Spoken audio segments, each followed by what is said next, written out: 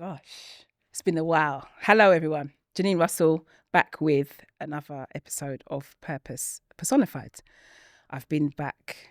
Well, I haven't been back. I have been resting because it's been Christmas, New Year, all of that stuff.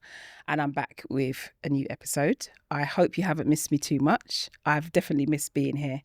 But I am just really honoured and grateful for our guest this month. And I will let her introduce herself. I'm Lennina Ofori, and it's lovely to be here. Thank you for having me, Jernine.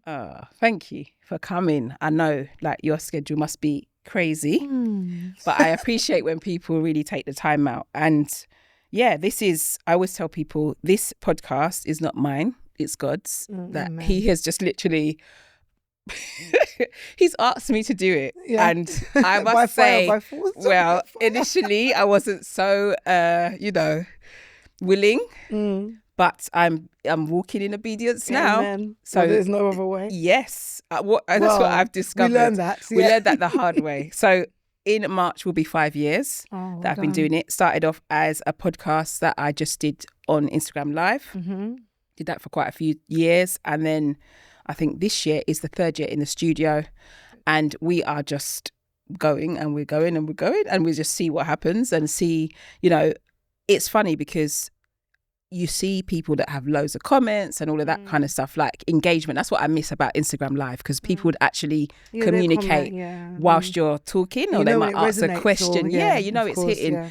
This way can be a little bit like, are people actually watching it? They're watching. I think they are. So I had a lovely young lady from church who's been watching them, and her daughter has been watching it and absolutely loves it. And I was like, oh my gosh. And so she made a suggestion that I have added to the scenery today. And she was like, Jernine, it looks too bare. You had plants and stuff before. Put them back, because, we just want to make it look nice. So homely. I hope, Dominique, that you see this and that this is, we're saying thank you to you for that. So yeah, been doing it for a little while. I have had a multitude of guests from all different walks of life who are all doing different things.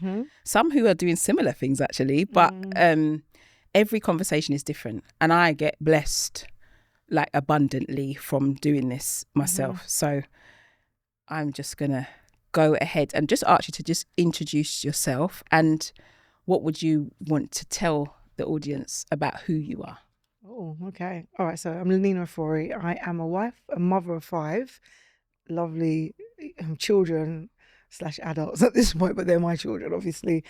I am a founding CEO of a supported accommodation company, also a founder of a film and social action research company, and an independent consultant. I am a storyteller, so I'm an author as well, and I love God. I love God so much. And yeah, I'm just grateful to be able to be here, to be able to speak to you, to speak to somebody also who has a deep love for God and a relationship with Christ, because, it's, for me, it's something really important. It makes up the very essence of who I am. And I didn't always know that, but yeah, it's really powerful. And what else can I tell you about myself? Yeah, I think that's enough, because I'm going to speak about who I am and what I'm going to do. But I love that, because you said who you are, and sometimes people lead with what they do before who you are, but I get an essence. I feel like I got an essence anyway, because I just read the book. Course, but I do a lot of things for work, but we're trying not to be stuck in a headlock with capitalism all the time. Like, we know I do a lot. Everybody knows that knows me. But I actually am a mum, I'm a wife. These are the things that fuel me, that I love before work. Even though I love my work, I'm trying not to just be only about my work, of course. That's good. That is good. Thank you for sharing that. Okay. So we're just going to go right in. Cozy. This chair's quite comfortable. What does purpose mean to you? I love that question, because I think it's so broad. I think it's a big question. Come on. I think it sounds very cliche, but you could spend your whole life trying to figure it out. But I'll put it back to I was thinking about this a lot. And there was a time when Christ was in the garden with Peter, and he said, "Simon Peter, do you love me?" And Peter was kind of felt a bit upset about it. Why are you asking me that? Yeah. Obviously I love you. He said, "Feed my people." And I feel like it's not to say that I feel like I'm on the same level as Peter in the Bible, but it's the fact that that part really sits with me, like feed my people. That could mean so many different things. I think that all the work that I do it encompasses that to support people, to ensure that people's life is better than when I enter it, is better than before. And that doesn't make me a savior. There's a lot of people who are struggling, there's a lot of people that are suffering, and obviously my work is predominantly in children's services and systemic change, and that's where I feel I do a lot of my mission and my purpose. I can't help it anyway, even away from my work, I always want to help people. And I know that some people, especially with Instagram and social media, people are like, oh my God, you got to think about yourself first, and don't keep on giving out to all these people. And like, obviously I've watched those things, and sometimes that can permeate like your psyche and think, yeah, it's true, I need to be a little bit more selfish. But genuinely my purpose is in all my work to be of service, and I don't mind that because I actually get a lot of joy from it. And I think that a lot of the areas where I'm purposed to lead in are areas that I may have struggled in when I was younger. So basically I'm operating from a point of privilege because of God. I'm very blessed. My life didn't have to be this way. He's done a very beautiful piece of work in my life. And I feel like it's interesting how I'm supporting young people, and I moved up really young, and these young people are very vulnerable. And that's the reason why myself and my husband wanted to do that business, because of the fact that we both moved out very young, and understanding the complexities and the vulnerabilities that we would have. And especially me, I moved out so young with a baby. I was so vulnerable, stupid, naive, all the other things. And I knew that I still had a great family that supported me. And I always thought about the most vulnerable young people will be more so the ones that are in care. And myself and my husband, when we were about like early 20s, we were like, we're definitely going to open something for young people who are in care when we get older, when we sort ourselves out. And lo and behold, we were able to do that and go into business with friends and people that we love. And I think that is my purpose. And I think I find I'm quite articulate, but to articulate that is quite hard because I feel I'm still living it out. I think it's a like till death thing. Yeah, and I'll learn. It's a journey, and it unravels, right? and it changes. And you know, I think the basis is like, the core is the same in essence, but I feel like as we get older, it evolves. It does. Yeah. And I think also we run from it a lot. I feel like even though I'm saying I'm living in it, I'm walking in it, I'm not perfect. And you spoke about like being obedient by doing the podcast. I've gone back and forth with a lot of the things because some of them seem maybe too big, and I'm naturally quite ambitious, like a big dreamer, a big thinker. But actually, God's big is different from our big, and also like circumstance. We like things to be like, we like to have like everything ticked off, and then we leap into. And I'm not particularly risk averse, but then sometimes still God will want you to do the riskiest things, and it would seem like, is this really God?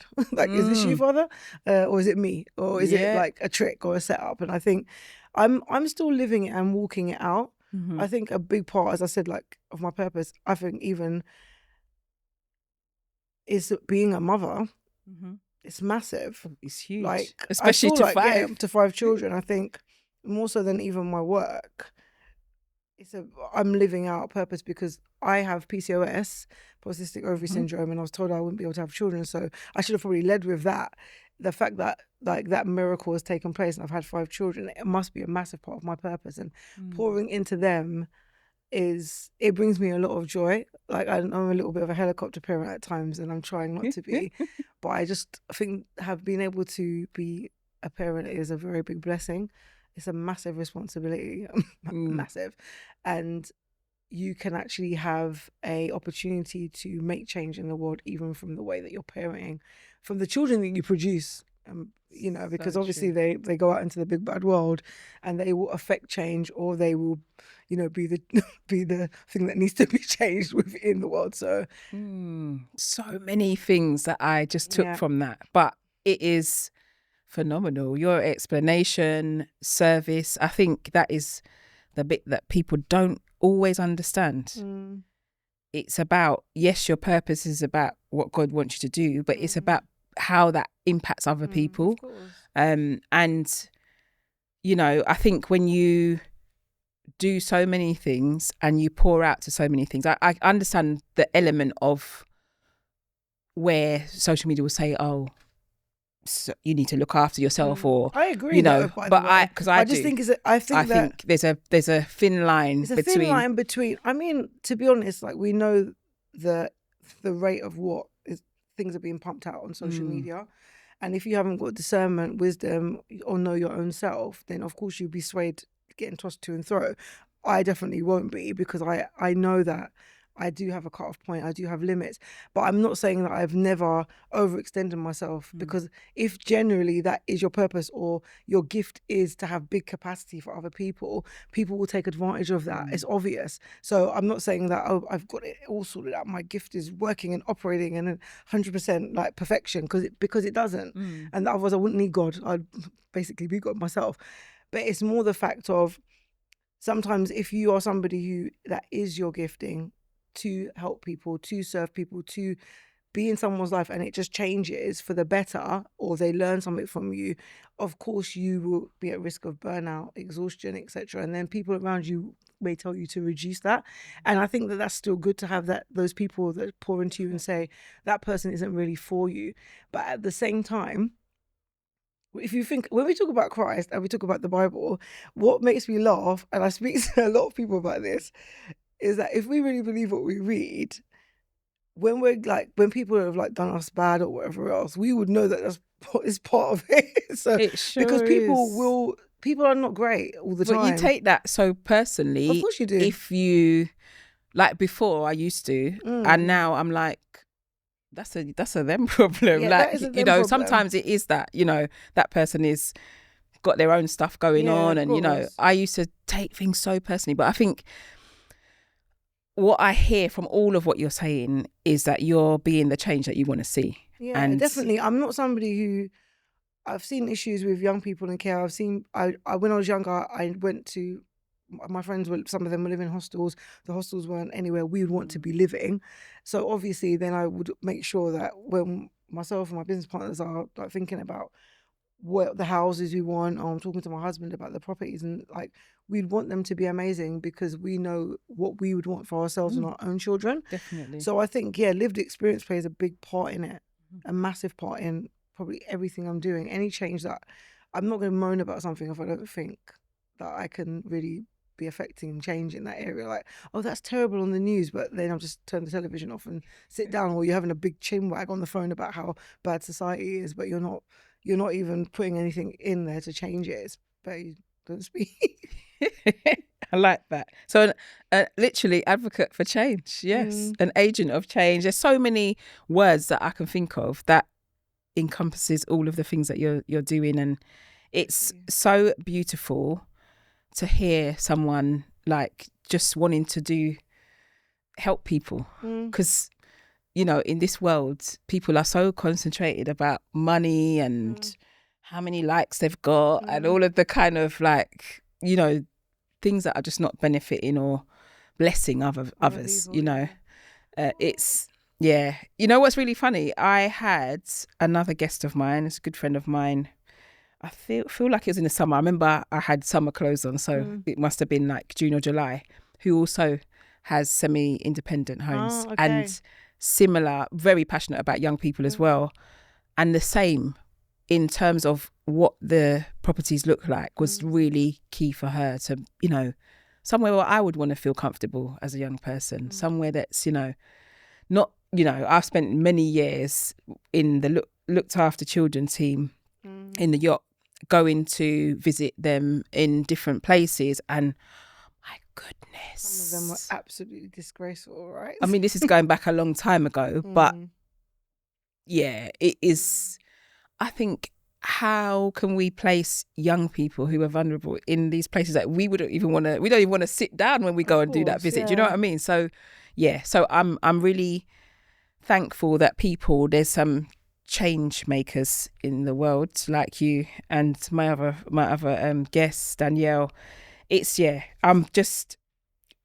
is just so beautiful, and I don't talk about this a lot, but I'm a black woman. Yes. I love being a black woman. Like, I think there's just so many things that you're blessed. I could sit here all day talking about it, like, yeah, but there's something that I love to see about Black women who are absolutely smashing it. So yes, it is good. It is so good. And I'm definitely those people in the background who are celebrating and wanting. And I want this platform to be celebrating the right people, not people getting platforms and kudos for stupidness. Because I am so anti, as we were talking off screen about these very popular podcasts and what are they doing? How are they impacting change? So we will continue the good fight. So in all of the things that you spoke about in what purpose means to you, what do you think your purpose is? I think you I feel like, well, my purpose, I think as I said, I feel like I'm living in it, but I wouldn't say that it's been actualized completely because I'm 45. It's a journey. I know it is always going to be making change. I've always been someone who's got a lot of words. I speak a lot. And I actually do have moments of silence, by the way. People don't believe it, but it's true. But it's to use my voice because I am a speaker, but I also am academic, but I also have lived experience. So I know a lot about quite a lot. I'm a mother. I've got so much layers. And I always wonder why God allowed me to navigate so many things, good things, but also bad things, because I can actually relate to so many people. So I can sit in different environments with different people, different cultures, and I hate the term ally, but for want of better words, an ally or an advocate. And in all the work that I do, I'm able to make change and use my academia to catalyze money and to know how to understand like large amounts of money for communities and how to position different people who may not have certain skills or the resources potentially to access certain things, but that I know how to access. And doing that knowledge exchange or that transfer of knowledge is really important to me. I don't believe I don't lead with academia. I never lead with, I'm an academic, because also I think that as a Black woman, yes, it has opened a lot of doors for me, but I also feel like the academia and the colonization that's linked to academia is a door closer for a lot of Black people. So I've never really led with that. I'm proud of being an academic, but I feel like my purpose is to be able to help other people who aren't academics, not to actually say, oh God, you should go to uni and get a doctorate, like be like me or do a master's, but actually that may not be their journey, but I can also open doors for them or show them like, oh, this is how you do this, or write it in that way. And I really love doing that as a consultant, like working with organizations that are like maybe beast organizations that have budget, but helping them to see how they can help different communities, and communities like ones that I actually came from, because I wasn't born into the situation that I'm in now by any means at all. So yeah. Oh, that is it's a blessing. And I think my thing is and that's what you just spoke about, is service in another it's like marketplace ministry, and which is a terminology. What did you say it again? Marketplace ministry. But that's what people call it. But I feel like I don't know. I always pray about this situation because it's not exactly in the Bible. However, when you look through the Bible and you read it in great depth, there was lots of entrepreneurial women and men who were able to use their platforms and their money and their power and their privilege to be able to help other people. And that's what I believe that marketplace ministry is, to be able to make those and be change agents as well. Because actually the reason why we need change agents that have discernment and wisdom and relationship with God is because the system is run by people who definitely are anti, for sure. Otherwise there wouldn't be so much injustice. I just want justice. That's what I care about. And for the passion for me is race equity, children and young people. Like, I can't believe the amount of disparities that there are for certain children, and not just Black and brown children, but those who are brought up in different areas or they come from a low socioeconomic background. And it's crazy that that there's young people in a first world country, don't get me started, a first world country is supposed to have money and it's supposed to be so great and all the rest of it. And actually there's poverty, high extents of poverty. And there are so many people suffering at levels that we've never ever experienced. And that level of inequity really, it bothers me. It bothers me, the level, the lack of safety for our young children. It bothers me that young people, there's a lot of knife crime, but nobody's seeing that. Yes, knife crime is definitely a public health issue, but only time I've ever seen somebody have to say, oh my God, we can't go here today, we can't go to that location, is in horror films. So like young people having to think about, oh, so-and-so might be down the road, or that person hangs around there. And I'm not sensationalizing it, by the way, because I know that knife crime is not everywhere and Black children are not being stabbed on a daily basis. However, the levels that it is enough. And I think that the society is just so desensitized, and I'm hyper aware of like everything that's going on. And I know that comes from Christ, because actually when you work in a certain sector, you can become desensitized because you're reading things all the time and they're really horrible.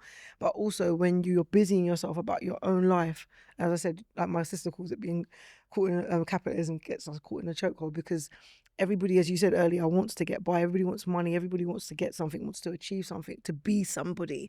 But when you strip that all back, the levels of inequity like ensure that somebody along the lines that you love is going to be suffering. It might not be your cousin or your, like it might not be your best friend, or it might not be the person that is directly closest to you, but it could be a grandparent, it could be an aunt. And if you're leading in love and kindness, that will bother you in some respects. And it's not always because that person is not putting their best foot forward, or not doing one of these courses that are being sold on Instagram, or not doing content or branding themselves correctly. They may be suffering mental health. They may be have been systemically oppressed. There could be so many different things, trauma, all these things that keep people boxed in or keep them away from what they actually need, the vital things they need, necessities. And those things really bother me. Like they really affect me, like in a certain way spiritually, I think, because it causes grievance for me. And the thing is, I feel like God really, when like trying to help other people find out what their purpose is, I always feel like it's the thing that burdens you, the thing that gets you, the thing that irks you is usually linked to your why I do what I do, what you get passionate about. Because but that's, some people are bothered by a lot of things, but they don't do anything about it. And I think, the fact that you're not just bothered by it, but you're actively doing something is, and I thought of it on that level, but also there's this race that I saw on Instagram, and it's I think it's the American team doing a relay race. I like running, I love athletics, well. I can't right now, but yeah. And Back in the this day. young lady, when I tell you the baton, like my mum she used to run for England. She was actually properly doing something, but she would come to my sports day and like give us the little pep talk, when you make us practice the baton change. This baton change was smooth. But when I think of that, I'm a very visual person, but I think of you and you're passing the baton for those other communities who can't access this, or, all of the things that you were talking about is being able to that's what we're supposed to be doing. There's no point in being in this position if you're not reaching down to try and help somebody else up. I get upset when I see people who are in positions of authority or in a powerful position who are not doing anything to be able to enable the next person to kind of come through. What's the point of having all of that knowledge in your head if you're not going to share it on? When you go in the grave, you just take it with you. What's the I don't think, this is legacy, isn't it? Yeah, it's definitely legacy, and I love that word, and that's what I speak about a lot at home in my family. Like, what is the legacy?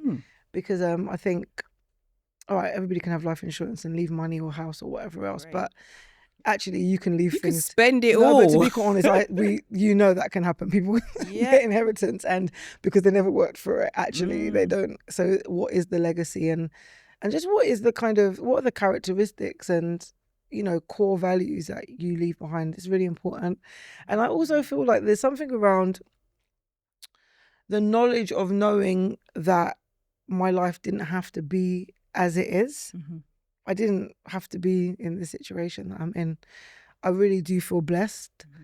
And it's not just like a money thing, by the way. It's actually being able to have ideation and dreams and hopes and visions, and for it to actually be actualized, and actually like businesses are actually existing and running and doing well and engaging people, and services are being delivered, and teams are working and staff are being paid, and it's happening. And actually, I know that that's not something I can take for granted. So I feel very blessed by that. I feel blessed the fact I've got a beautiful family, and actually we're all together, and that's a beautiful thing. Things that I hoped for, and things I didn't even hope for, by the way, like things that, not that I saw them so far away from me, but maybe I didn't even have them in my thoughts. Do you get what I mean? And they've come to pass. And some things that I really held dearly within me, but probably never spoke to anyone about, that have actually happened. And sometimes you do feel a bit like, whoa, is this really my life? That's that is the beautiful thing about our dad.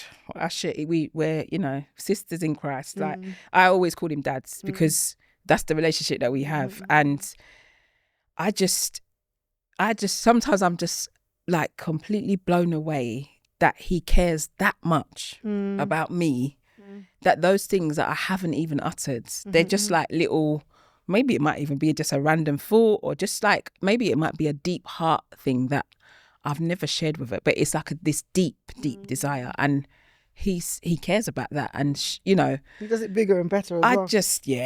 I don't know, this is why the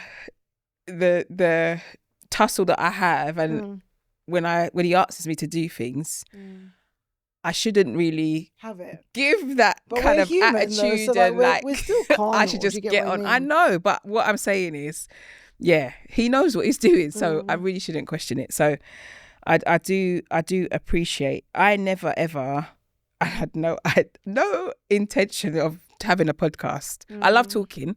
I think, like you, I got in trouble for talking all the time. Yeah. But it's the gift, though. She's really good. Yeah. She's amazing. She's bright. But she's always talking. She talks too much. That from primary school to secondary school, me as well. That was in my school report. Actually, in my primary school, I went to a private school actually in Tottenham, and she did talk about talkativeness, but my head mistress, there's only 60 of us in the school, by the way, 60 in the whole school, 10 in each year. In each year, not even class. It was in a house across the road from Bruce Castle Park. We used to wear a brown uniform.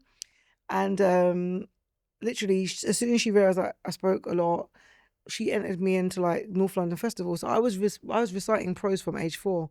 Chapters like. But that's what we need. Yeah, that's what we need actually in the mainstream education. I know that teachers to be able to see those the gifts in you. She wasn't really troubled by the fact that I spoke a lot. She was actually like, because you know what, speaker. It's not a negative. Yeah, do you know what I mean? And I find it so, I find it quite comical that is something now.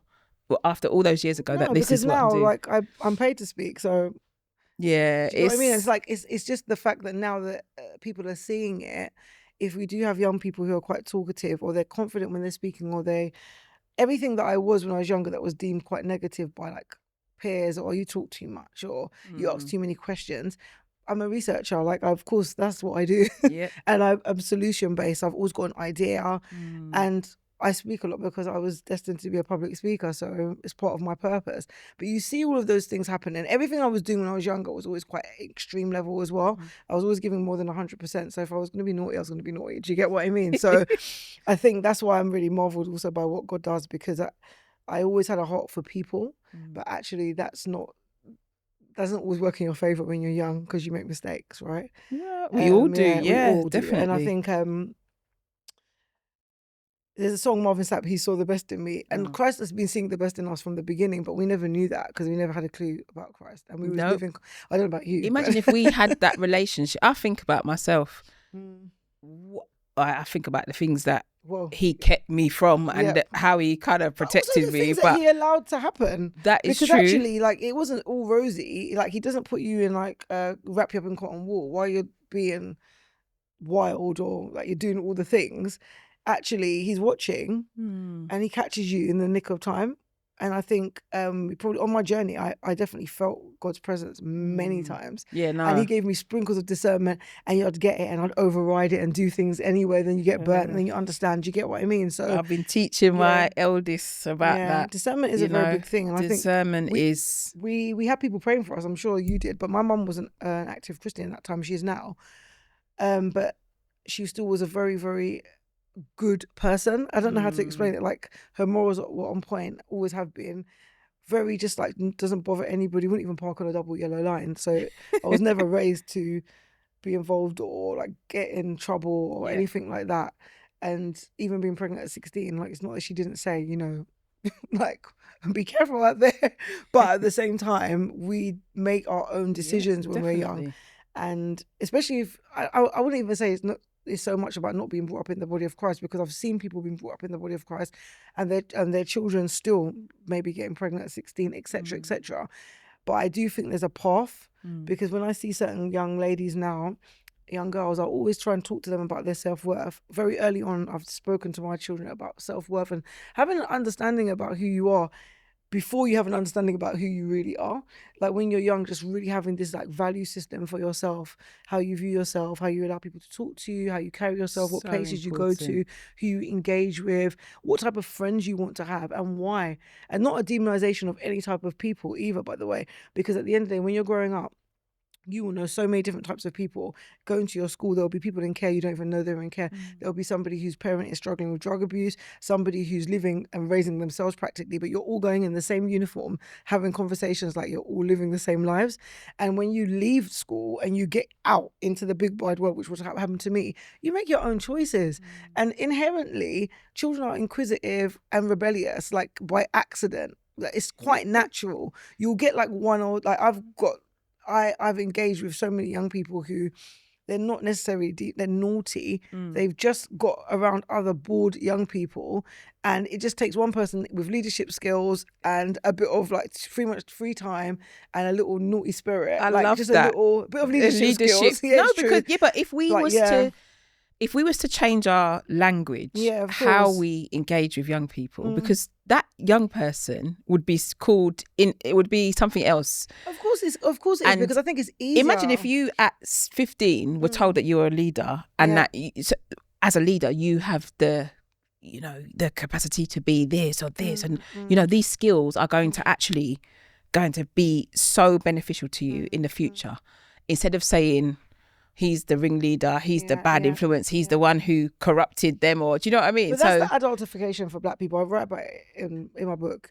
as you know, because you've read it. But the adultification is a big thing for us as Black people and for our children, because most of the people who went on to sell drugs or to be in gangs or leading a gang had leadership skills and had entrepreneurial skills. Yes, they used it for the wrong thing. But there's like dark and light. There's two paths. And when you're young, desperate, at a loss already, going through things mentally in your mind, you've got emotional issues, maybe issues at home, disconnect from a parent or whatever else, all these different layers that they now called adverse childhood experiences.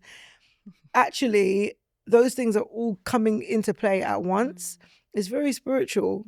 And then you've got all these other young people who they could be going through one thing that the leader is going through, or two things, or three. So then you've got a connection. Yes. You've got an alignment, and birds of a feather flock together. When they say that, I think they look at it like, especially the demonization of Black boys is a big thing to me. I've got Black sons, and I don't like the way that Black people are spoken about overall, but Black young boys, because I think, as we all know, when the media is doing the representation, when something happens with white young people, they speak about the fact he was in care and that's why but with the Black person they will more lead like thug from so and so age 16, and it doesn't make the what they've done correct. And I have a lot of like back and forth and discourse with people I've worked with or like peers, and some people will agree, some people don't. Some people say, well, lots of us went through poverty or went through things when we were younger, we didn't do that. However, nothing is the same as it was when we were younger. I was born in 1980. I'm 45. We didn't have social media. Like when we were meeting up, we were just believing that the person would be at Turnpike Lane. They were there. There was no. I don't even. Okay, there was your friends that you knew were going to be late because they were always like late. 10-15 minutes. That was our word. Was it meant something? And I think that, to be quite honest, if there was social media like when we were younger, there'll be a whole lot more deaths. I'm so glad. There will still be more deaths. More people would be getting rushed and all the rest of it. I'm so glad. Of course, so we have to think about it's very different times that the young people are under a lot more pressure than we ever were, and I think it's a bit unrealistic to compare our childhood journeys of people in our 40s or even people I've spoken to in their 50s or in the 60s, because obviously the morals have been diluted throughout the years anyway. Everything has become more acceptable every single year we're living. Things that we wouldn't have dreamed of like is acceptable. Just even like people, like things that people can post online. If someone actually posted that, if we had social, back in the day, people like, or if anyone went out a certain way, you know, like skirt, like when I used to rave, my outfits were very dramatic. Like I used to make, they were giving like all the Cardi B looks and things like that. Do you get what I mean? But them times it was like, whoa. But Like, that's what I'm just glad. There was no pictures. There's no evidence. Well, I don't know. Which is like I'm, you know, one of it's like my best friend's daughter just turned 18, and her one of her friends came to the party. It was like a family party. And this thing, you know, her outfit was like, it was like, you know, and then me and my friend were talking, and we was like, yeah, but that was like, that's exactly what we would wear. I mean, like we act startled by it. I know. But my point is, it wasn't not even just the things that are being posted. I'm not saying that even when people are going out. I'm just saying day to day now, what is normalized was not back in the day. Definitely. And I know that there's some things that I'm really glad have changed, like for the better, like with women, and there's a lot of much more oppression in families now, and there's more help for people who are going through certain things. Back in the day, it was like, don't check your business. So of course people were suffering in silence.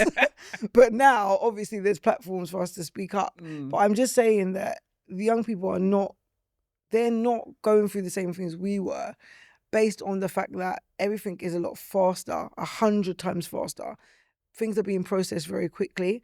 Whereas if someone was younger and like somebody been chatting them or whatever, or say if that's a scenario, the person will be at home and they find out maybe through BlackBerry Pager, or by the time you call, I used to work in the call center for BlackBerry Pager. My God, like the message used to come through and be really? Oh my God, I have to type it. But it's the fact that everything was so much slower. Yes. So that retaliation was even slower, even though people were retaliating. Don't get me wrong. Same, but we didn't have phones. We didn't have mobile. It was like, young. I did.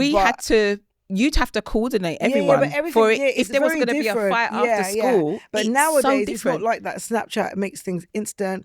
So I think that when we look at young people, I think the people who know, people who work in the sector understand what I'm saying. Yeah. They will understand that actually these young people, some of them have they're so amazing.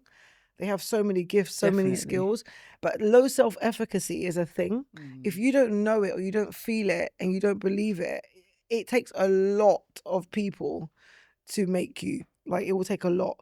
And I think it takes a village, and it sounds cliche, is very much a real thing. And that village mentality has kind of died out anyways in our community massively.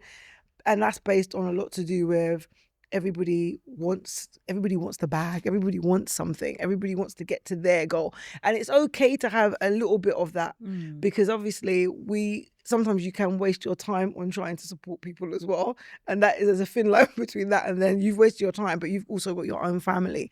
So I do believe in, like, there's an order to things. I do believe that it is my family first, like above everything, because like I care about other people's young people, and I love, to be honest, I feel like I've got a lot of children. I think that's what happens. Some that I have at birth, for sure. Yeah. But I try to, like, when I'm doing my work, that I love them with that deep love, because in the sector they don't talk about love. They talk about support and guidance. And you know what? But you can't do this work without it. People feel that. Yeah, you can't do the work. They really feel it. Like, for sure. You know, I've worked with young people since I was a young person myself. Likewise, and there is something, even like I was kind of just going over, reviewing like the things that I did last year and the things that I loved and the things that I went to a school, and we were doing a debate program, teaching them how to debate, and then they had a competition against another school. And do you know something?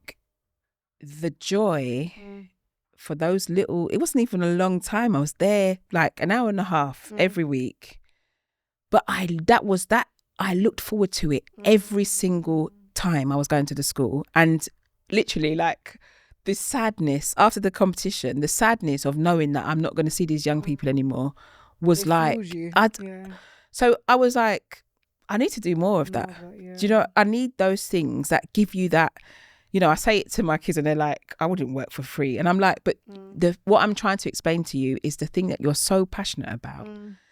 You love it so much that you would do it. Yeah, I'm not saying you should, natural, but yes. It's like when people say they do this, when I go in to do that volunteering, it gives me a sense of purpose. Yes. That's what it is. That's all it is. It's definitely. Like the being in service, I think a lot more people would be in service if they weren't struggling so much themselves.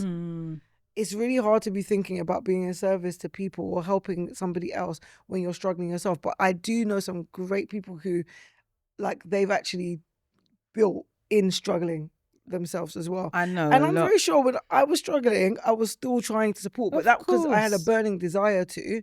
But at the same time, I think of our community, and I think of the people that I know that are running CICs and of course, it's a battle, and then looking for funding, and then they're hardly getting paid, and all the rest of it. Oh my gosh, I meet so many people. Like Waltham Forest is the borough that I kind of grew up in, and I still live in, and so I'm kind of involved with other organisations, and sometimes the things that people are doing, and I'm like, oh my goodness, it's so lovely that they're passionate, but it is like they're everything, overextending themselves. But that's a lot of So you have like different pockets of people. Obviously, some people are like, I'm not doing well, I can't help you, I can't even celebrate you. That's how some people are if they're not doing well. And then you've got people who actually they do use their lived experience as a catalyst to support other people. Definitely, that's what I see, and I do.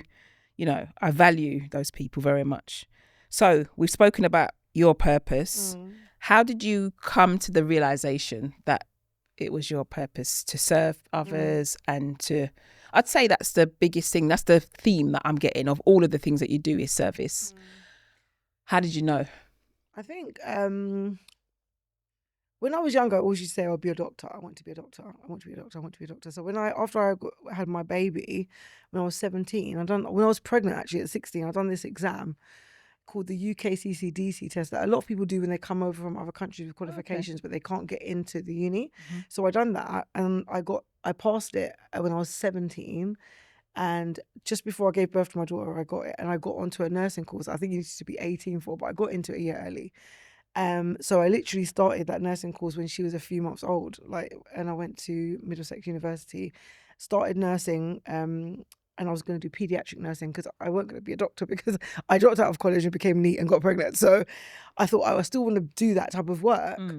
And I done the nursing and I was hopeless at giving injections. So after I went on to specialise in paediatrics, I deferred and I never went back. But I always knew I was meant to help people.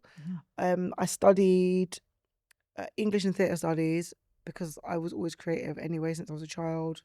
Always loved the arts, drama, theatre, etc. And then when I moved out of London, myself and my husband, we started working with youth clubs and supporting young people because we were young parents anyway. And I had 3 children at a point when we started our own youth club. And we were like, the youth club needs real people. Like, they need people who understand what it means to come from a place where maybe you're operating at a disadvantage, or you've been through things, or you've got a couple of labels pinned to you. And that was us, basically. And I'd already, I would say I already started church, but I wouldn't say that's because, I already got saved, because I was saved before I went to church. The church was just that part to consolidate and give me some teaching, etc. But I'd already been baptized and thought, I want to give back, because I felt like the tumultuous life, or like some parts of my teens, was very tumultuous. And I realized that actually for some people, that coming out of that didn't look like mine.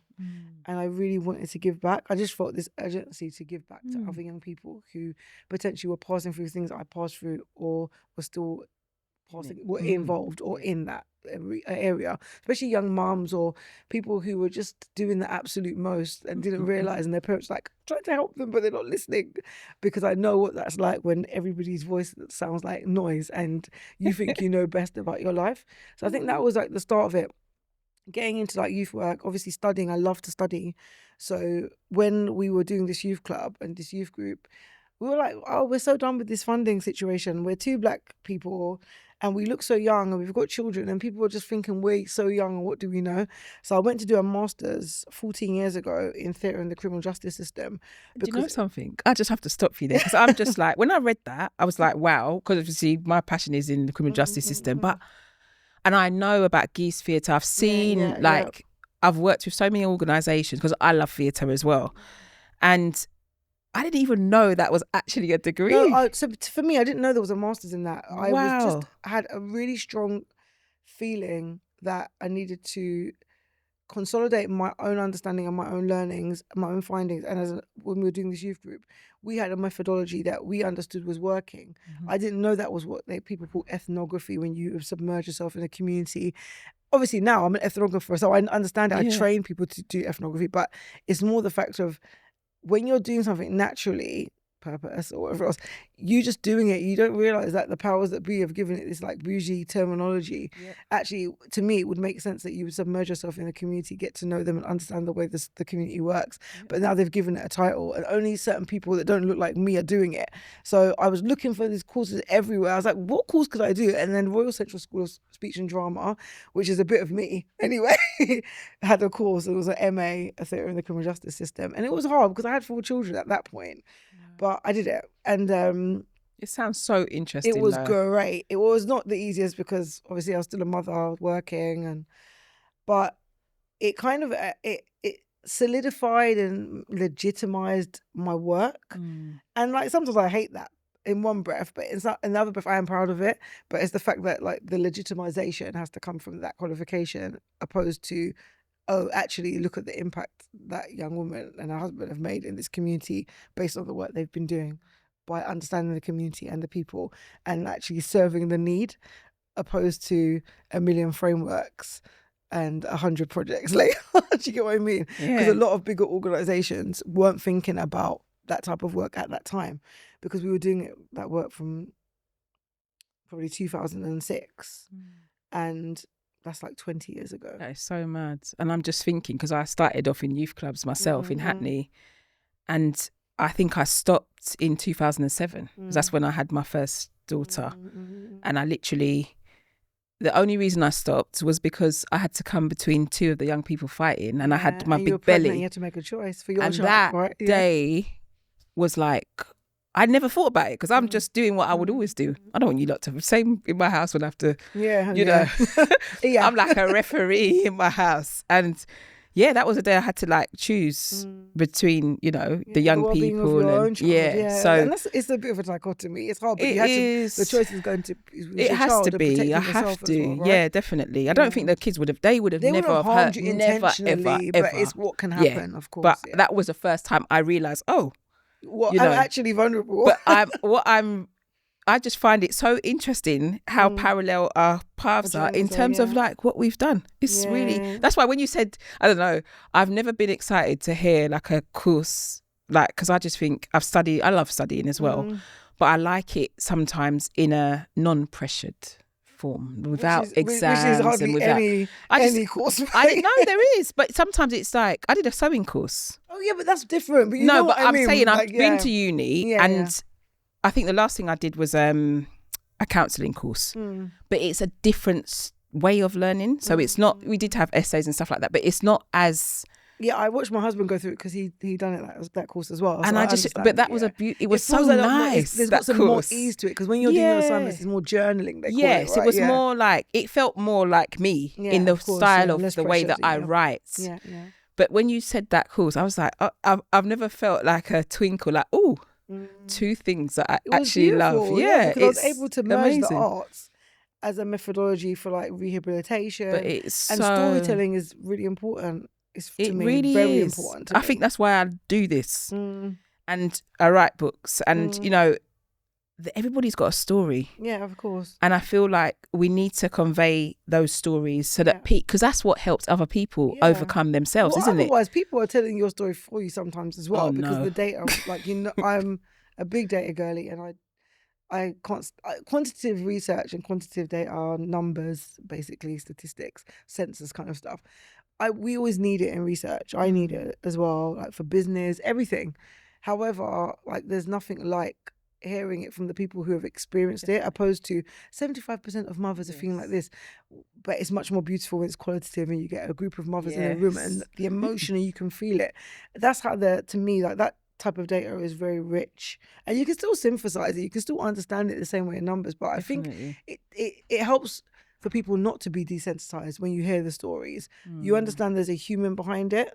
Like when I talk about being a teenage mom, when people talk about teenage moms, you know how they speak about them. Yes. And if I listened to or felt the stigma too heavily, like along my journey, I wouldn't be here. But if I speak up and say, oh, look, I'm going to be a doctor soon, like I'm doing my doctorate, I own companies, I'm doing this, I'm doing that, I'm really happy. And I say it to a teenage mother now, then they can have some hope. It's not, oh, your life is over. Yes, I always say this, and I say the same line everywhere. I don't advocate for teenage pregnancy. I advocate for teenage parents, because once you're pregnant or you're having the child or you've got the child, it's done. Like, we can't stay there chastising them forever. It's actually, how do we support them to become all they were meant to be? And especially when the child grows up and everybody's loving on the child after they've made you feel bad, like, and you've got all this stigma. But so don't talk to my daughter then. Look, what are you giving her love for? Do you get what I mean? Don't enjoy her company now. Oh gosh, I'm just thinking of our community and the way that they, like the shame and the kind of, because sometimes it's not actually shame about you, No, it's not. It's the shame, it's because actually you have to deal with it. how other people are going to perceive them, and they're not even the one who's actually having the baby. But that's a whole nother podcast. Yeah, for sure. So what steps have you? So you started to touch on that already. About, you started off doing the youth clubs, and then you did your masters in theatre and criminal justice. What other steps have you taken to walk into your purpose? I mean, like, I'm always upskilling anyway. I'm doing my PhD at the moment. I'm supposed to be finishing at the end of this year. Please, Lord, hallelujah. Always upskilling, but also just pouring in to others and always learning. And even having my own children, obviously, is always teaching me, because I'm on the pulse of everything, because I live in the house with them and they're different ages. So because of that, I'm always learning. But I think being proactive in the roles that, and I wouldn't even say the roles that I took or I got, because a lot of it was like I felt unctions, or somebody just told me, let's speak to that person, and then I got headhunted for this and that. So I've taken up like some like director roles, etc. I sat on some boards as well, which has been good, because you get knowledge. Like, you're serving the board, but you're getting knowledge in other parts of business as well, and obviously opening companies that serve like the different parts of what I'm passionate about, like having supported accommodation and supporting young people who are in care, and making sure like those 16 plus, 18 plus are able to go out in this big bad world and have the tools they need. And like, obviously I can't take credit for that by myself, because I work with other people, but I think just having those visions and actually being obedient to those unctions, even when it was hard. I think having the film and social action research company I love, because I love research, but as a consultant, I'm one person, and even when I have associates to help me, there was always like methodology I wanted to span or like to scale, and that's happened through the Awareness Tab massively, because they're able to run with things that, like, potentially I'm one person, I can't do everything by myself. And I think the research piece for me is big, because when I look at research, it's usually not done by people who look like me. And there are lots more Black researchers, lots of Black female researchers as well. In the UK, there's more now than there was before. However, there's still not enough of us. And while there's not enough of us, then other people are telling our stories for us about our communities.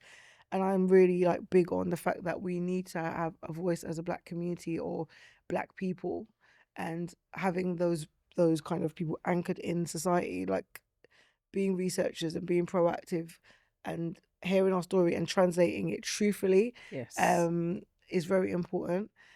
Ensuring that, because there's money out there, and we're not living, austerity is a thing, but that's a whole other podcast. But there is money out there. There's a lot of wealth out there, and there, as you said earlier when we was having our conversation, there's a lot of funding, but not everybody knows how to tap into that. And I'm really passionate about, as a consultant, ensuring that I'm pointing money in certain ways and helping for funders to see the organisations who should get money, but also the communities that need to be served by money that is out there. And I think that's a big responsibility I feel like I take on. I know I'm not the only person doing it, but I feel like through story and through data, like, I have a really amazing position to be able to use my data and the way that I can storytell with data to catalyse money into different communities. It's something I'm really passionate about. There's so much, and I'm just like looking at the time, and I'm thinking about, my head is doing all sorts of things, so I'm going to keep it on here. No, it's fine. So the last question is, there's a young you sitting there who just doesn't know what her purpose is, and how she's going to kind of, I don't know, move forward with life. What advice would you give to her to find what her purpose is? I'd say to her, like, the feelings that you get to pray and the prayers that you've been doing since you was little that you found you couldn't understand because you weren't going to church, they were actually, you were on the right path. And the nerdiness and the quirkiness that people like kind of teased out of you, not teased because I wasn't ever bullied, but you know, like you can have friends that are always like, oh, you're like a white girl, or oh, you want to write, oh, you're writing poetry, yeah. You know, you kind of slowly like stop doing those things bit by bit, and you might do them, but it's not the same. They actually, your passions die based on like the soil that they're planted in. Oh my gosh. I feel you just like need to stop there. Oh, okay, we'll stop. No, what? Do you know why? Because that is so deep, and I was literally having this conversation. Because when you're young, that is your kind of like natural, that's who God you just made do you. Yeah, I think that's the thing. You don't do you until nothing, like you start encountering people and environments that make you feel like, whoa, I don't fit in here, I'm not quite right here, do you know I'm something? not like this. Do you get what I mean? And I think I was saying to someone at the gym yesterday, there is something I've loved about being in my 40s. Oh, I love my 40s. I really love. You know, with the younger people in their 30s are saying, "Oh, no, you're listen, old. Please go." I when was you get saying, to know yourself for real. That is what I'm. For real, that is what I was real. trying. I was expressing the same thing. Please, come on. Unapologetic. If you don't like my hair like this, you don't like my nail I don't care what it is. You're not falling in any form of category. Don't care. You're not falling into any box. I don't care. If I talk about God too much or whatever it is, I don't care. It doesn't matter because you're actually being authentically yourself. Yeah, but this is what I'm talking about, the authenticity. And I think about little Jernine, and if I think back, my auntie sent me this picture yesterday. And I was like, I've never seen this picture before. I don't even remember. You know, like normally you see a picture and you like, it might trigger a memory, It was totally blank. I recognised the clothes and I could know kind of from what I was wearing and the sunglasses I had on my head. I was probably like 14 and 15. And I was just like trying to just think about my mind and my heart, where I was. Oh my God, I mean, like, even that question is, you know, people say write a letter to your younger self. Yeah. And I remember I'd done a post about it, and they said, what would you change? I said, absolutely nothing. Me neither. Because as much as, yes, there's certain things, when I think back, I think, whoa, I would never want my daughter to go through that. I wish that didn't happen. But the point is, everything has led me to this point. Yes. But I do wish that I had known where I could have got to, and that's not in terms of inverted commas success. It's just like some of the joy that I've experienced, and the fact that I wake up and I look around me and I'm just like, whoa, like I love my life, like I love my husband. I think that's to do children. with God. I really do, and that's what I'm saying. Like how my aunt. I used to pray all the time when I was younger, right? And blow kisses to the sky and blow a kiss for every person I loved in my family to God, so he would protect them. And I remember when I was younger, like, well, if I was ever doing something that I was not supposed to be doing, not all the time, but there were times I used to get like, don't go, just a quick one, like you hear it. And if I did, Lord, no, do you get what I mean? Those type of things. And it's like that thing. Oh my gosh. I wish I've spoken to my children about that but it's much. Not, it's just, all it is to do with relationship, right? And that's what I keep saying to people. I don't force my kids to go to church. Yeah. My life is a living example of that I love God. And as well, do you understand what I mean? And, you know, my eldest, I don't want to chat her business, but don't, because she I will don't want her to be say, upset with you know, no, she came to church on Sunday. I let her choose when she wants to. We have to realise. And she's like, I just want to live life first. Was Mum. you born into a church? No. So neither was I. So I went to like my grandma, who is the one who taught me all about God as a person rather than church. Does that make sense? And legalism and all the rest of it. There was just like, she just loved God. We went to Catholic church. I went to a Catholic primary school. But in the 80s, there was that kind of, all of these news stories about the priests kind of abusing. Of course, which, I've come to that even more recently. So I remember doing my Holy Communion and then saying to myself, I am not going to tell no priest the sins that I am committing when he's committing sins as well. So I think from a young age, I was like, nah, I'm questioning this thing. And then I'm just going to speak to, he knows what I'm doing. I'm sorry. Like, you know what I mean? I believe that even to this day. Like, I mean, all due respect to, pastors, etc. However, I do think that there comes a time in your walk with Christ where it's just you and Christ, and like you're not ringing anyone for advice. I don't can you need fast to. for me and all the rest of it. I can fast for myself. Yes, there's times where I'll be like, oh, we're interceding, or oh, you know what, let's get some power behind this, because we go through times. Definitely. However, the core relationship, it has to start with yourself. Definitely. And I think back to being young, I think when I reflect on my youth and the things that I passed through, and even when you're talking about your daughter, it's like knowing that what I've passed through and where I am now, God is able to do anything. So if I was ever worried about my children, I have to just go and look in the mirror. Hello, Lennina. Do you remember what you were like? You know what? I look at the Bible and I was like, I was saying, having this thing, and I think it was me and my husband having this conversation. He was like, the Bible's like an EastEnders. It's like EastEnders. It's no, pure exactly. passa. But then it's also feel like if you didn't, I always say this, and I've even said that to someone who's actually in the room while we're filming this. If we really believe what we're reading in the Bible, like, we will just actually never stop having faith, because do you believe? Like, do you really believe? I'm telling you, people who literally their life was a complete. Yeah, I mean, like 360. I mean, there's enough knowledge in there, because we buy a lot of books. I love reading. To read. Me too. I love to read. Yeah. And as you said, like when you read someone's story, or you learn or whatever else. But there's a lot of learning in that book. A lot of learning. Yes, there is. Yeah. And I mean, for me, just looking back at me when I was younger, as I said, like I laugh about it, so I wouldn't change anything. Of course, if God said, you could change certain things, so you didn't have to feel that pain or didn't have to make that mistake, of course I would change it. Like, I'm not going to be ignorant about it, but only if it wouldn't change now. Do you get what I mean? Because I know that all of those little things, like, I'm a lot more empathetic. I'm less judgmental towards people because of things that I've passed through. Do you understand what I mean? Like, if I didn't go through that, then I would be a certain way over there. I understand what it means to struggle. I understand what it means to be living by yourself, like, and struggling, or to have like your electric key and all of these type of things that I've navigated when I was a teenage parent. Like, just understanding, learning about money and employment, and experiencing racism in the workplace, and all these different things, and things that I'd had to navigate with Christ, and understanding what it is to be a woman, and learning, oh, that's what it is to be a woman. Oh, and that's what it is to be a wife. Okay. And that's what it is to be a good mother. And it's not this, and it's that. So many and all layers. These things that you would never, some people figure it out. And I've learned as well that a lot of people, I know a lot of people who don't know Christ. And I know a lot of good people as well, by the way, who don't know Christ. But obviously some of their beginnings were like not my beginning. They didn't have the same bloodline as me. They didn't have the same teachings as me. They didn't have the same experiences as me. And I am very grateful and blessed that Christ came and went, hello, I'm going to soup you up now before more damage is done along this road.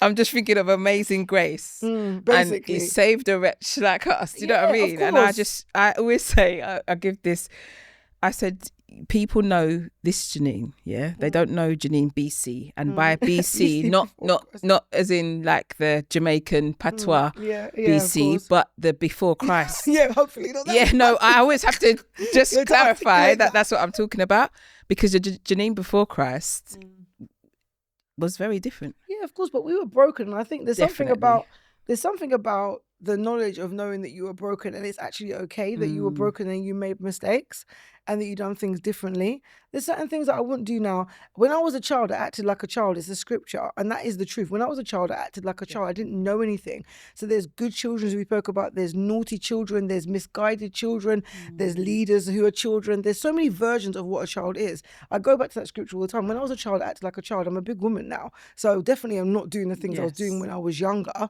And I was hoping that, there's a lot of people who would have matured to that level. But I realized that actually God, love, Christ, guidance, the word, fellowship has been the transformation in me, because maybe there will definitely be certain ways, maybe I would have grown out of certain habits or certain ways, but I can't testify to that. I can't accredit myself with that much power or maturity, because I don't know my life without Christ now. That is, listen. So how can I? I'm intelligent, but it doesn't mean that intelligence would have saved me at all. It's so, you know what?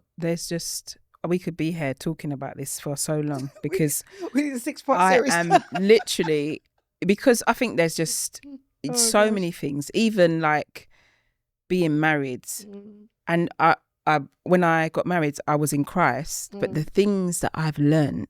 Of course, you're going to learn things. Especially if you had no marriage around, too much marriage around you. Yeah, and what type of marriage you want. Yeah, but there's a marriage and there's a Christ-like marriage. Yeah, and there's a marriage. Do you know what I mean? And there's difference, and there's things that I've learned, and the way that I have to humble myself, and like, you know, I remember the things that we have to do to have the lives that we want, and the beautiful lives that we want, and the marriages that we want, and the children that we want, and the children that we want is another thing, because we can't actually have the children that we want, because even what we want might not be what God wants for them.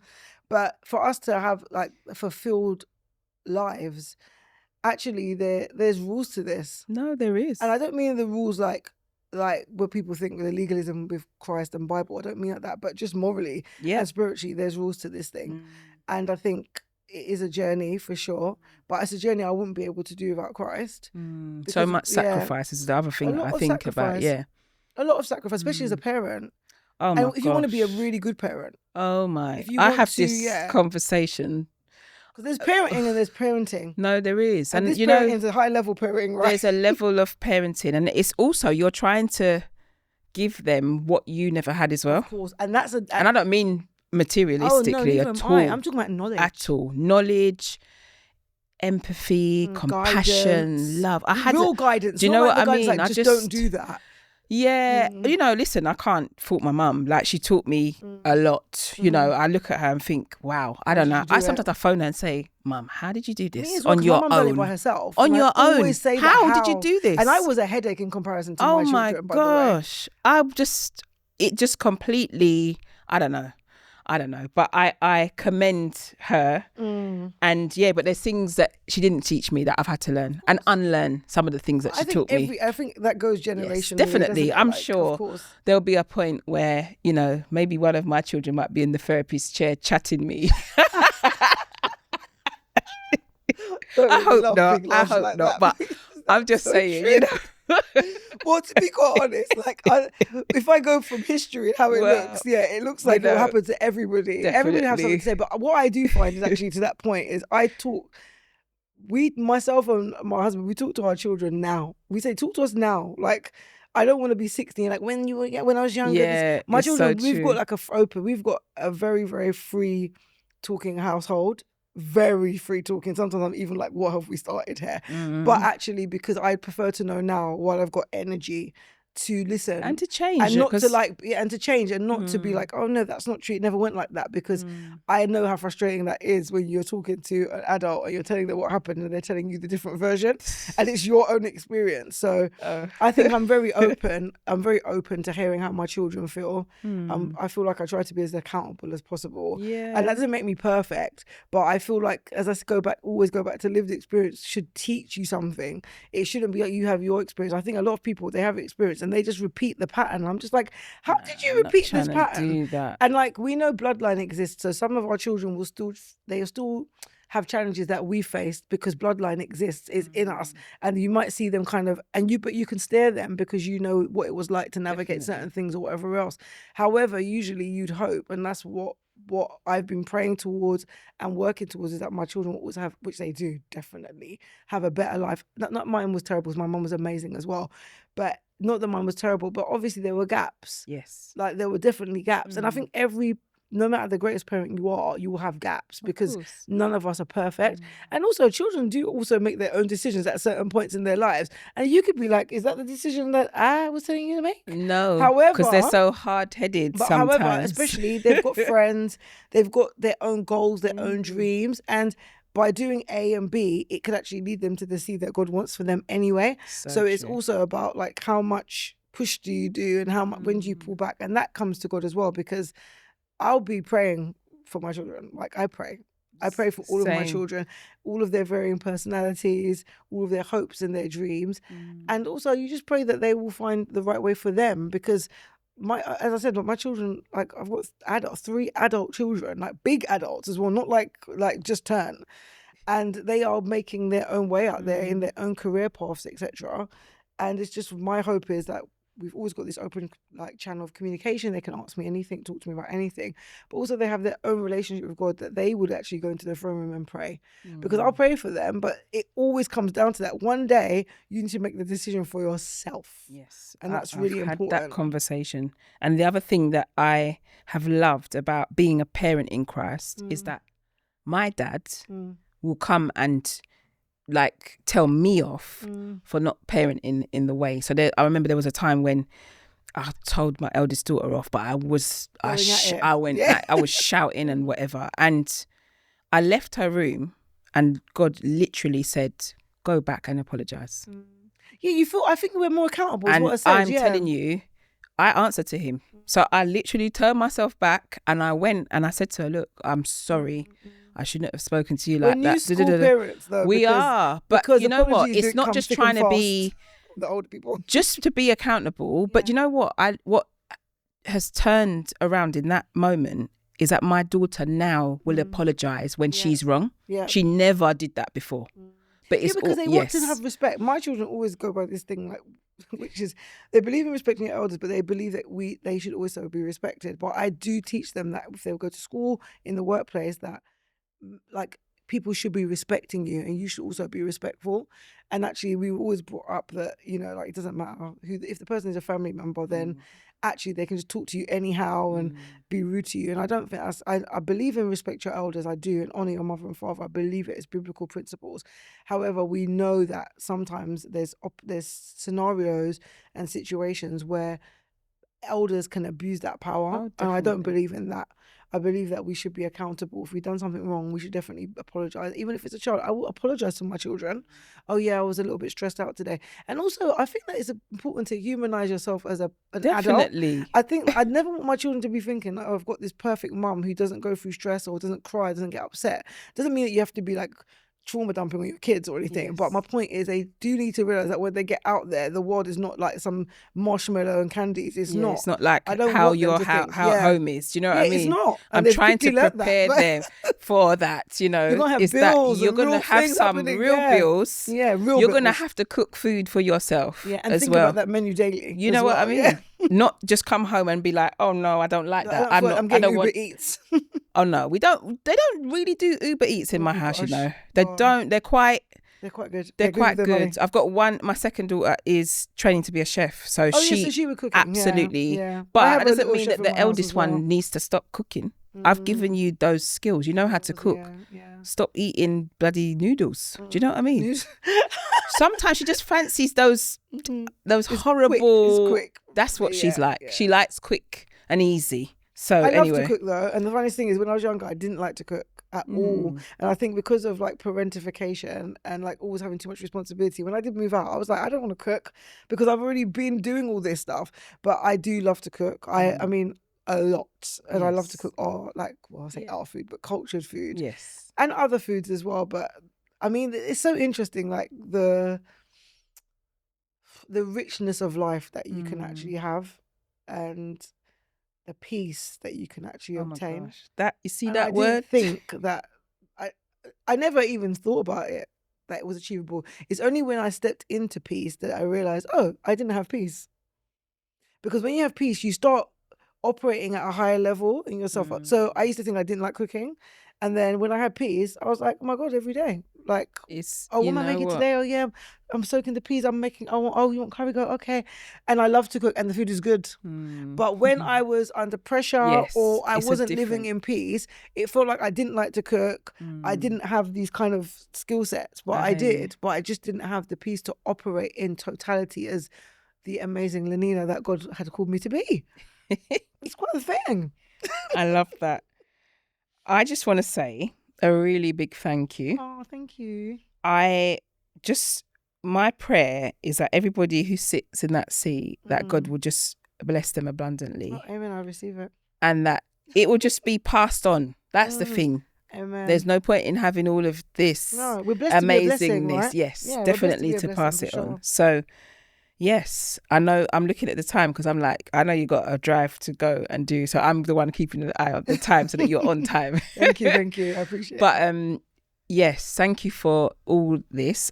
This is Lennina's book here. It's on Amazon. It's on your everywhere. website. It's available everywhere. I have read it, did my homework before I came on here. So yes, and I'm so bad at what's the word? This is Janine's book. By the way? Do you know something? Sort of promotion, advertising, marketing. That is all of those all the things. Yeah, I'm not good at selling myself. That is. I understand that as well. I find it really difficult. 2026, false humility needs to go in like this bin. You know something? Put it in there. I'm with you on that one because I just think. What's the point of? Well, no one will know if they don't know, right? And I'm the same. And I'm not very good at telling anybody about it. I would love to tell everybody about everybody else, though. But that's the thing. I'm so good at doing it, but yeah, with myself it's hard. So anyway, these are the books that we have both written, Amen. And you guys should buy them. Basically. Yes, and be blessed. They are a blessing. And you know what? Sometimes it's not about you. Sometimes it's like, well, who could I bless this book with? I love to. That's my favorite present to receive. I love a book. I love a book. My best friend bought me a book for my birthday, and it was about purpose. But I can't remember what it's called. So she was very intentional. That's lovely. She is so intentional. So you know when someone knows you so well, and it's not a big. It's just a little book. But now that book, I will never give, and I keep them as well. I don't give them away. I might borrow it to a trustworthy person because people don't like to give back your books. But yes, I love reading, and these are available for you to purchase. I just want to thank you for listening, watching, however you are doing it. Share, subscribe. I know I hate saying that. It just sounds like these cheesy things, but listen, the platform needs to grow for us to be able to spread the message of Christ, basically. We need to have faith-based content. I really struggle to find good things to listen to that are wholesome and that are Christian, and that's not filled with gossip and slander and this one doing this and oh my goodness. That is like I like things that are going to help me to grow. Edify. And that's the word that I need to use. Edify is a word, and just encourage and uplift me. Those are the stories that I need to hear. So keep sharing with people that need to hear this, and just be a blessing to someone else. Take care, and I'll see you next month.